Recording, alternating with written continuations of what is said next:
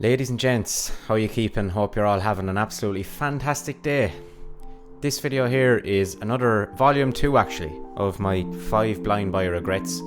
I actually have 5 more Blindbuy Regrets here now. These are ones that I just don't like and I don't wear anymore, or I didn't wear at all. I'm going to get into each one of them separately here so I can kind of give you my reasoning as to why I don't like them or why I regret blind buying them. I do have a volume 1 obviously of this. If this is volume 2, I'll link it up above and down in the description if you want to check that out. One of the more successful videos on my channel, so I thought I'd talk about more fragrances I regret blind buying. But anyway, if you're new to the channel guys, hit the subscribe button, join the SI fam, the best fragrance family on YouTube, and you can't believe that. Anyway guys, I'm going to get into the 5 list here now. Let me know what you think down in the comment section of each of these. I'm sure there's going to be some different opinions on them.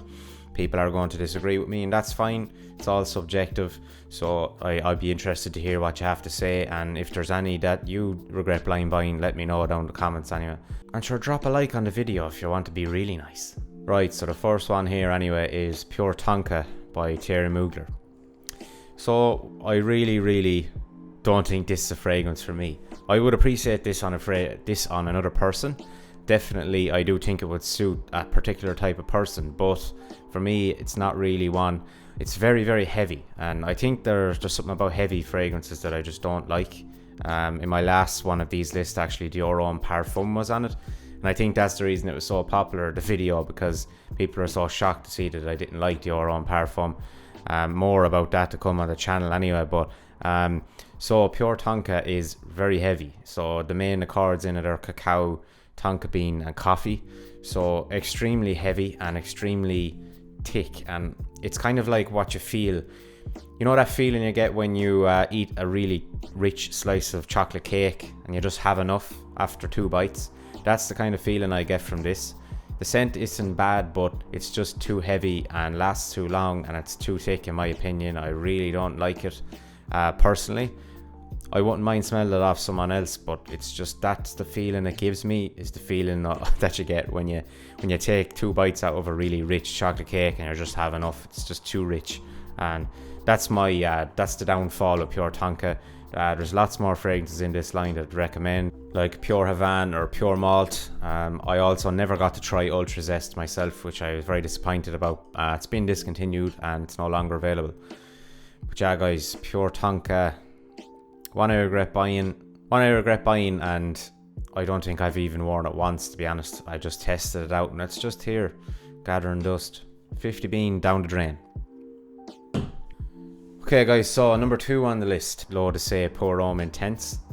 So I got this and I actually tried to make myself like it. I've said that in videos before. When you do buy a fragrance on someone else's opinion, you do nearly try and make yourself enjoy it because you have already bought it. But that's one that, for the first few days when I had this, I really tried to like it, and I said to myself I do, but I don't. It's not really me. So the main accords in it are actually yuzu and incense.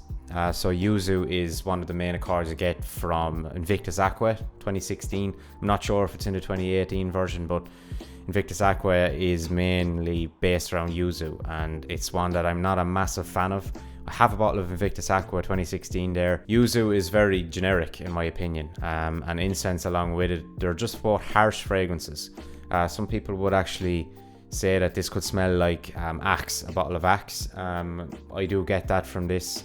It does actually have that kind of a vibe off it. And so another kind of vibe I get from this is, you know, when you have some deodorants and they're actually obviously supposed to stop the smell of sweat, and some can actually nearly give off the smell of sweat with how harsh they are. That's the vibes I get from this as well. It's a very big disappointment for me, to be honest. I did include it in a list. I bought it and I received it, and after a day I said, yeah, I like this, and I included it as number 10 on one of my lists on the channel. So apologies if you actually happen to buy the fragrance from my recommendation on that video, but no guys, L'Eau de Say Pour Homme Intense, I'd recommend you stay away from it. I'd also like to know what you think of it if you've smelt it. I'm interested to hear. Let me know down in the comments. But yeah, that's number 2. So number 3 on the list guys is CH Men by Carolina Herrera. So if you're a regular follower on my channel, you probably had a feeling this might be on it. I talk a lot about its older brother, CH Men Privé, in my channel, which I'm a huge fan of. And they often reference that I don't like this, and I have a bottle of it. So I do regret buying this. I spent, I think it was €140 at the time for 200 mils of this. Ridiculous, like, absolutely ridiculous. Waste of money, but yeah, so I just find it to be very fake smelling. It's kind of it's a sugary green scent, it's supposed to be, but the reformulation has taken away a lot of the greenness. Apparently, never smelt the original, but this has it's very sugary, sweet, synthetic fragrance. And as you hear a lot on videos these days, synthetic is a bad thing, and I completely agree, but this is just a bad synthetic, if you ask me. That's what I would consider to be a negative synthetic, is this. It just smells sweet, really. There's not really much to it. I'm not a huge fan. I have worn it once or twice, not really got much reaction out of it. It was supposed to be the dog's bollocks there for a long time. So yeah, CH Men, guys, disappointing one for me. Let me know what you think. But that's number 3. So number 2 is actually a recent enough purchase of mine. It's one of my most recent purchases, and it's 1 Million Cologne by Paco Rabanne. So I've seen this on 1 or 2 channels over the years, and I think the YouTubers are actually not putting up videos anymore. And I never bothered buying it, never bothered with it, to be honest. I just let it go by, and apparently it was actually supposed to be discontinued for a long time, and they must have re-released it because it was hard to get. There was a time where I went looking for it and I actually couldn't find it. But it's back on the market now anyway. I've seen it on a few websites. So you might have seen my recent video where I talk about fragrances I'm wearing during quarantine. This is one of them. I have been wearing it to see what I think, but I regret buying this. It's very generic. Obviously it's nothing like 1 Million, nothing like anything else in the 1 Million line. This was basically their summer alternative to 1 Million, so people could actually have one to wear during the summer, because 1 Million itself is too heavy. It's just very bland, citrusy scent. It's not bad, it's pleasing. Someone who isn't an enthusiast would like it.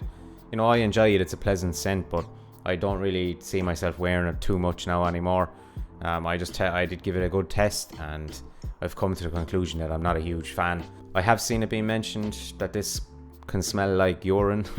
I can get what they mean. I can understand why someone could make that comparison, but yeah, 1 Million Cologne, disappointing purchase. Another 60 bean down the drain. That was number 2. So number 1 here, guys, is definitely the most controversial on the list. A lot of people will disagree with this, and it's La Malo Fresh by Jean-Paul Gaultier. I find this one to be super sweet. I actually don't enjoy how sweet it is, and this is another one where I nearly tried to make myself like it, and I realised there not too long ago that I just don't like it. I wore it a few times, and I did have it in my head that I thought it was great. I included it on 1 or 2 lists as well on my channel. Not that that's a bad thing, but personally I don't enjoy it anymore. I think it's very youthful. It's a very juvenile smelling fragrance. Really, in a nutshell, what it smells like is someone is chewing a pack of Hubba Bubba beside you. That's really what it is. It's very juvenile, bubblegummy scent. Main accords are vanilla, mint, tonka bean and aldehydes.